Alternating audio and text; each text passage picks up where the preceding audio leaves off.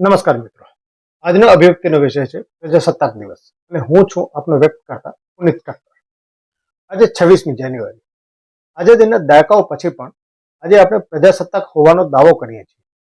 સત્ય એ છે કે આપણે માત્ર કહેવાતી લોકશાહીના ગુલામ છીએ.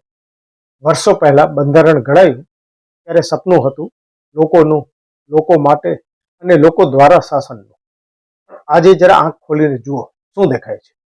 લોકોનું શોષણ, સત્તાધીશો માટેનું શાસન અને ભ્રષ્ટાચારીઓ દ્વારા ચાલતો વહીવટ.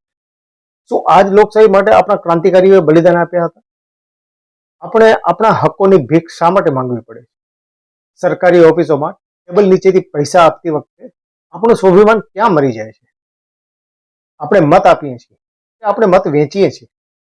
થોડાક રૂપિયા, દારૂની બોટલ કે જ્ઞાતિવાદના નામે જ્યારે આપણે બટન દબાવીએ છીએ ત્યારે આપણે લોકશાહીની હત્યા કરીએ.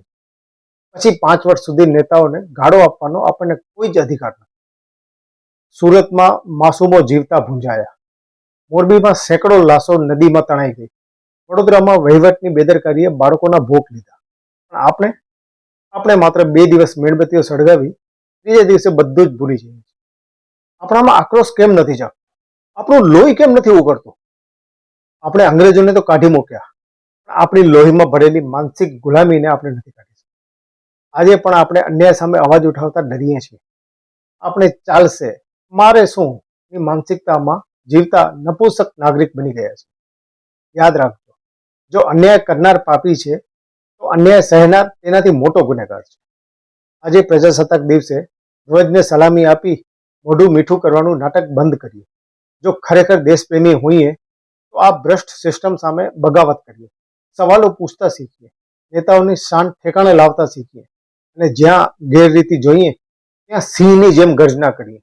ઉઠો, આળસ ત્યાગો અને દેશના નેતાઓને ભ્રષ્ટાચારીઓના પંજામાંથી આઝાદ કરાવો. નહીતર પ્રજાસત્તાક દિવસ ઉજવવાનો આપણને કોઈ જ નૈતિક અધિકાર નથી. ઇન્કલાબ જિંદાબાદ.